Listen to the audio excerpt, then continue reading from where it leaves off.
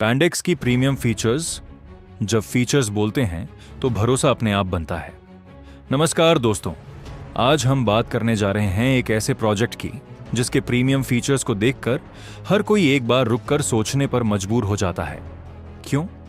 क्योंकि किसी भी प्रोजेक्ट की वास्तविक ताकत केवल उसके दावों में नहीं, बल्कि उसकी technology, transparency, security, smart contracts, tokenomics और कम्युनिटी सेंट्रिक विजन में छिपी होती है।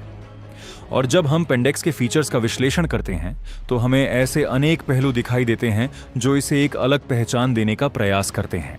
आज हम पूरी कम्युनिटी और क्रिप्टो इंडस्ट्री के सामने एक खुला चैलेंज रखते हैं।